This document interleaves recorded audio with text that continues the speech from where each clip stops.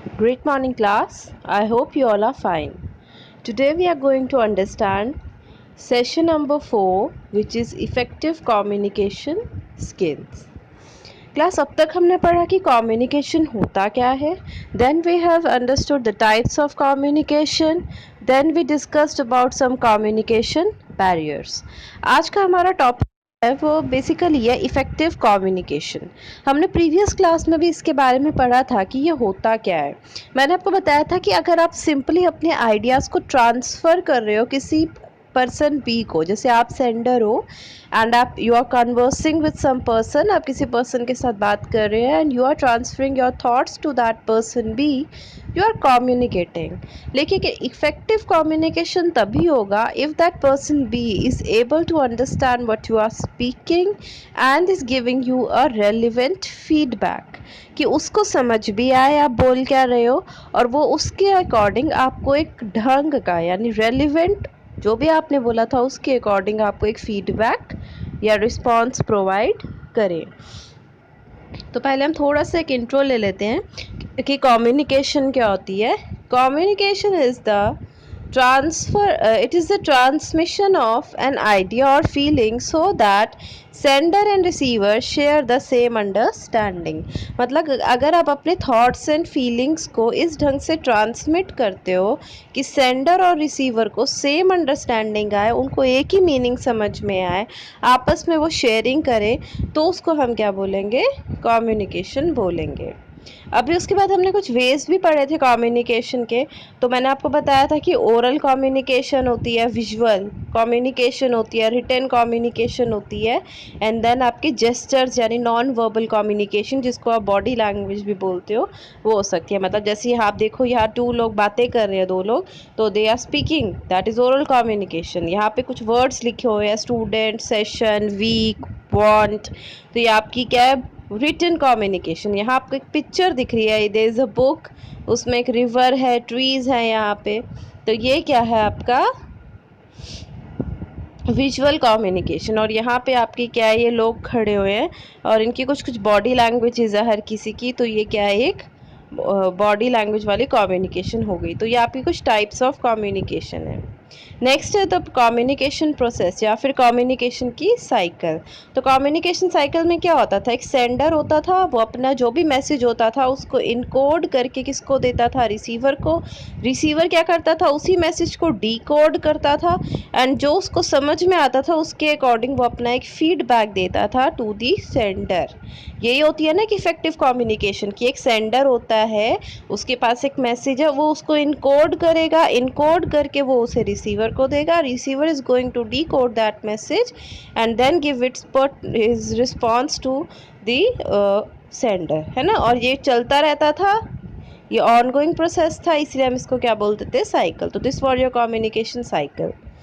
आज हम पढ़ेंगे कि अगर हम एक इफ़ेक्टिव कम्युनिकेशन करते हैं तो उसकी इम्पोर्टेंस क्या होती है. हाँ, कि इफ कम्युनिकेशन इफ़ेक्टिव होना क्यों चाहिए, अगर एक आधा बैरियर आ भी गया तो प्रॉब्लम क्या है. तो effective communication helps to understand a person और situation in a better way. अगर आप ढंग से बात कर रहे हो किसी के साथ, अगर आप एफिशिएंटली कम्युनिकेट कर रहे हो तो आपको समझ में आएगा कि किसी पर्सन की सिचुएशन क्या है. It enables us to solve the differences, build trust and respect in the organisation.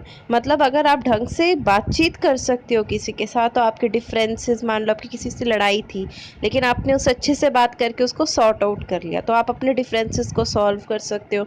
आप किसी से अच्छे से बात करते हो तो उसको आप पे ट्रस्ट होना स्टार्ट हो जाता है ना, कि हाँ ये तो समझदार पर्सन है, इससे मेरी बनती भी बहुत है, तो एक रिलेशनशिप बनती है, रिस्पेक्ट भी होती है ऑर्गेनाइजेशन में कि हाँ ये पर्सन बहुत नाइस है, ये समझता है, समझदार है. एक इफेक्टिव कम्युनिकेशन आपको एक स्मार्ट पर्सन बनाती है. Sometimes our message is misunderstood or we misunderstand the received message. Effective communication helps us to resolve problems from both point of views. वो बोलती है कि जो इफेक्टिव कम्युनिकेशन होती है वो ऐसी प्रॉब्लम्स को रिजॉल्व कर देता है. Effective communication helps us to connect well with colleagues, parents, teachers.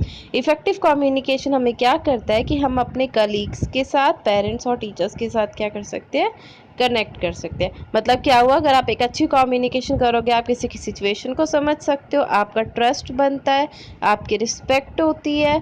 और अगर हमने किसी को मिसअंडरस्टूड कर भी लिया होता है तो हमारे वो डिफरेंस ख़त्म हो जाते हैं, और उसके बाद वो लास्ट में क्या कहता है कि हम कनेक्ट कर सकते हैं अपने कलीग्स, टीचर्स एंड पेरेंट्स के साथ। इसीलिए कम्युनिकेशन इफ़ेक्टिव होना बहुत ज़रूरी है। तो इफ़ेक्टिव कम्युनिकेशन के हमारे पास 7 C's है। C's जो होते हैं 7 C's, ठीक है, इनको हम प्रिंसिपल्स भी बोलते हैं। 7 C's, ये जो क्वेश्चन है ये 2 तरीक़ों से आ सकता है, या तो डायरेक्टली आ सकता है कि 7 C's लिखो। इसके अलावा ये क्वेश्चन ऐसे भी बनता है, प्रिंसिपल्स ऑफ इफेक्टिव कम्युनिकेशन। इनमें से कोई एक तो पूछा जा ही सकता है, वो तो ऑब्वियस ही चीज़ है, बट 7 C's एक्चुअल में क्या है, प्रिंसिपल्स हैं किसी भी इफेक्टिव कम्युनिकेशन के। तो ये 7 C's है कौन कौन से? Completeness, conciseness, consideration, clarity, concreteness, courtesy and correctness. तो अभी जो रिमेनिंग पीपीटी है उसके अंदर हम इन 7 C's का मीनिंग ही पढ़ेंगे कि व्हाट ईच सी मीन्स। तो सबसे पहले आपके पास कंप्लीट, देखो नाम से ही पता चल रहा है कि आप जो कंप्लीट हो, जो भी चीज़ हो वो कंप्लीट हो। तो क्या चीज़ होती है कम्युनिकेशन के अंदर? कम्युनिकेशन के अंदर तो बस एक मैसेज ही होता है ना। तो यहाँ पे यही है कि आप जो भी मैसेज दोगे रिसीवर को वो क्या हो, कंप्लीट हो। वो मैसेज क्या हो, कंप्लीट, ठीक है। यानी उस मैसेज के अंदर सारे के सारे फैक्ट्स हों जो रिसीवर को पता होना चाहिए, ताकि वो आपको डिज़ायर्ड रिएक्शन दे सके। उसको इनकम्प्लीट बात नहीं बतानी, उसको सारे फैक्ट्स बताओ, उसको ढंग से पूरी की पूरी बात बताओ। क्योंकि अगर आप उसको पूरी बात नहीं बताओगे ना तो वो गलत ही समझेगा, ठीक है।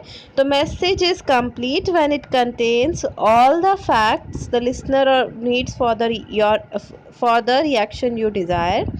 Communication senders need to assess their message through the eyes of the receiver to be sure that they have included all relevant information. मतलब उसको एक बार असेस कर लेना चाहिए सेंडर को, दे बोलने से पहले या भेजने से पहले, क्योंकि कम्युनिकेशन किसी भी फॉर्म में हो सकती है, ओरल या रिटन। तो उनको असेस कर लेना चाहिए कि क्या मैंने जो जो रिसीवर को पता होना चाहिए वो सब मेरे को उसके दिमाग में होना चाहिए। Provide necessary information, answer all questions asked. अगर रिसीवर मान लो उससे कुछ क्वेश्चंस पूछता है तो वो ढंग से उनके आंसर दे और complete answer they. Give something extra when desirable, और कई बार उसको अच्छे से एक्सप्लेन करना है तो एक्स्ट्रा भी कुछ बताए ताकि जो रिसीवर है वो उसको ढंग से समझ सके। बेसिकली इट मीन्स क्या, whatever information, whatever message you are sending to the receiver, it should contain all the facts. Simpler terms में इसका मीनिंग यही है। नेक्स्ट है कंसाइज। कंसाइज का मतलब होता है, कंसाइज होता है कि जितनी बात करो ढंग की करो, ज़्यादा नहीं है। हमने क्योंकि पहले भी पढ़ा था कि लेंदी मैसेजेस नहीं होते कम्युनिकेशन के अंदर, it's not a good means of communication.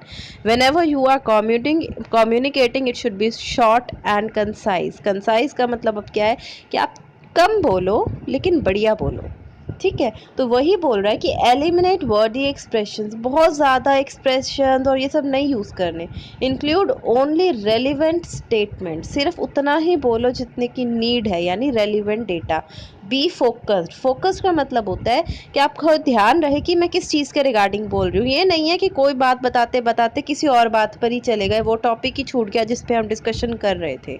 तो हमें हमेशा फोकस रहना है कि जिस टॉपिक पे है उतना ही बोले। Shorten and avoid long shorten and avoid long explanation, मतलब अपनी लॉन्ग लंबी एक्सप्लेन नहीं करना है उसको, बस शॉर्ट में सब कुछ उसको एक्सप्लेन कर दो। अवॉइड गशिंग पोलाइटनेस, ठीक है। अवॉइड अननेसेसरी रिपीटिशंस, बार बार एक ही बात को मत दोहराओ। अगर एक बात बोल दी है ठीक है, 2 बार बोल दो ठीक है, बट बार बार आप सेम बात करोगे it's will be boring. Your short forms for the second time and your pronounce, मतलब किसी चीज़ को जैसे बार बार नाउन यूज़ मत करो, छोटे प्रोनाउन तो छोटा ही करता है ना सेंटेंस को, तो प्रोनाउन यूज़ कर लो and use short forms for the second time. Abbreviations को आप यूज़ कर सकते हो, ठीक है। नेक्स्ट है consideration. Consideration means stepping into shoes of others, मतलब आपने कंसीडर करना है। कंसिडरेशन का मतलब क्या होता है, कंसीडर करना। आप किसको कंसीडर करोगे, अपने रिसीवर को। आप कंसीडर किसको करोगे, अपने रिसीवर को, कि आपका जो रिसीवर है उसका व्यू पॉइंट क्या है, बैकग्राउंड क्या है, माइंडसेट क्या है, एजुकेशन लेवल क्या है। आप जिससे बात कर रहे हो आप उसको कंसीडर करके ही बात करोगे। ऐसा नहीं है, अगर हम स्टूडेंट्स को पढ़ा रहे हैं तो हमारे दिमाग में होता है that we are teaching students, तो हमको उनके अकॉर्डिंग पढ़ाना है, ठीक है। ऐसा नहीं है कि हम अपने लेवल वाली लैंग्वेज यूज़ करनी स्टार्ट कर दें, वो आप इतनी जल्दी नहीं समझ सकते। आपको हमें आपके लेवल के अकॉर्डिंग पढ़ाना है। तो जब भी आप whenever you are communicating with someone, you must know the background, view point, mindset, education level of the receiver. Make an attempt to envisage your audience, their requirements, emotions as well as problems. तो आपने क्या करना है कि अपनी audience को देखना है, उनके रिक्वायरमेंट क्या क्या है, उनका इमोशन कैसा है, कोई प्रॉब्लम तो नहीं है उनको. Ensure that the self respect of the audience is maintained and their emotions are not at harm. इसका मतलब क्या है? जो आपकी ऑडियंस है उसकी सेल्फ रिस्पेक्ट जो है वो मेंटेन रहे, ठीक है, और उनके इमोशंस जो है वो हार्म ना हो. आप मतलब आपने हर वे से ना अपनी ऑडियंस का ध्यान रखना है. कंसिडरेशन का मतलब क्या होता है कि हर तरीके से अपनी ऑडियंस का आपने ध्यान रखना है. क्लैरिटी क्या होता है? क्लैरिटी का मतलब होता है कि आप जो भी क्लैरिटी का मतलब क्या है? क्लियर, कि आप जो भी बोलो वो उसको समझ में आए. आपने ये नहीं है कि बहुत कॉम्प्लेक्स वोकैबुलरी या टर्मिनोलॉजी यूज़ कर रहे हो, या फिर आप उसको बहुत ही वेग या बड़ी जनरल सी बेसिक सी चीज़ बता रहे हो जिससे उसको क्लियर ही नहीं हो रहा कि ये कहना क्या चाह रहा है, या फिर आप कोई एम्बिग्यूटी वाली चीज़ बता रहे हो. एम्बिग्यूटी होता है कन्फ्यूजन, जिसके 2 या 3 मीनिंग निकल सकते हैं. आप ऐसी बात बता रहे हो जिसका मतलब वो क्लियर नहीं है, कि उसका उसी लाइन की ना 4-5 मीनिंग निकलते हो. तो ऐसा मैसेज दोगे तो वो इफेक्टिव कम्युनिकेशन नहीं होगी. तो क्लैरिटी का मतलब क्या है? कि आप जो भी चीज़ बता रहे हो वो इतनी स्पेसिफिक हो कि वो समझ, अच्छा वो ये कहना चाह रहा है, ठीक है. आपने उसको अनएम्बिगियस या वेग या जनरल या बेसिक्स इंफॉर्मेशन नहीं देनी. तो एम्फसाइज वन स्पेसिफिक मैसेज, गोल और idea at a time. Avoid vagueness, वेग मैसेज ना दो, इनकम्प्लीट मैसेज ना दो. अवॉइड टेक्निकल टर्म्स, ज़्यादा टेक्निकल टर्म्स नहीं बोलनी जो दूसरों को समझ में ना आए. ज़्यादा हाई वोकैबुलरी नहीं बोलनी, ज़्यादा मुश्किल टर्मिनोलॉजी नहीं बोलनी.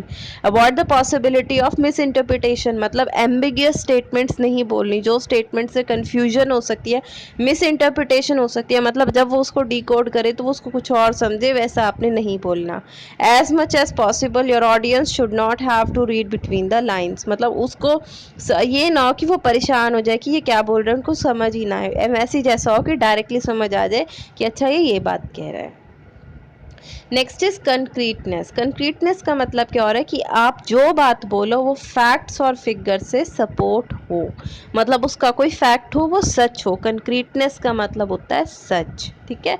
तो be precise in presenting facts and figures, use active voice more than passive, communication should be clear rather than vague and general. मतलब आप जो भी अपनी बता रहे हो कम्युनिकेशन में बातें, उनका एक फैक्ट एंड फिगर हो, बहुत ही क्लियर हो, ठीक है. मतलब उनका एक ये ना हो कि आप हवा में तीर चला रहे हो, ऐसा नहीं है, ठीक है. आपकी बातों का एक प्रॉपर आप पास होना चाहिए कि अगर ऐसा हुआ है तो ये चीज़ है, फैक्ट होना चाहिए. नेक्स्ट है आपका कर्टेसी. कर्टेसी का मतलब होता है आपने जिससे भी बात करनी है अच्छे से करनी है. अब आप किससे बात कर रहे हो? रिसीवर से बात कर रहे हो, तो यानी आपने रिसीवर को क्या करना है? रिस्पेक्ट करना है, उसके साथ पोलाइटली बिहेव करना है, सिंसियरली बिहेव करना है, इंथुजियास्टिक बिहेव करना है, उसके बैकग्राउंड से आपको सेंसिटिव रहना है. मतलब आपने रिसीवर के साथ जनरस रहना है, पोलाइट रहना है, उसकी इंसल्ट नहीं करनी. तो यही मीनिंग किसका है? कर्टेसी का है. जैसे ये देखो आराम से ढंग से बात कर रही हैं दोनों लेडीज़. नेक्स्ट है करेक्टनेस. करेक्टनेस का मतलब क्या होता है? कि आप जो भी इंफॉर्मेशन बोलो वो ठीक हो, करेक्ट हो. At the core of correctness is proper grammar, punctuation and spelling. तो बेसिकली ये किस चीज़ से रिलेट करती है? कि आप जो भी बोलो ना वो use the right level of language. पहले तो लैंग्वेज ठीक बोलना, फिर check the figures, facts and words. मतलब अगर आप इनमें से कुछ भी यूज़ कर रहे हो, चाहे फिगर को यूज़ कर रहे हो, चाहे फैक्ट को यूज़ कर रहे हो, चाहे वर्ड्स को यूज़ कर रहे हो, तो वो ठीक हो. एंड तीसरा क्या? Maintain acceptable writing mechanism. अगर राइटिंग मैकेनिज्म भी यूज़ कर रहे हो तो बिल्कुल ठीक वाला, ठीक है. मतलब अगर आपको किसी से बात करनी है व्हाट्सएप पे, लेकिन उसके फ़ोन में व्हाट्सएप ही नहीं है, तो आप तो मैसेज सेंड करोगे लेकिन किसी को जाएगा ही नहीं. वैसे तो आपको नंबर ही नहीं मिलेगा अगर उसका फ़ोन व्हाट्सएप पे नहीं है तो, है ना. या आपको फेसबुक पे किसी से बात करनी है पर उनका फ़ोन कीपैड वाला है, फिर कैसे बात करोगे? तो मतलब अगर आप राइटिंग मैकेनिज्म भी यूज़ कर रहे हो तो फिर वो वही हो जो एक्सेप्टेबल हो.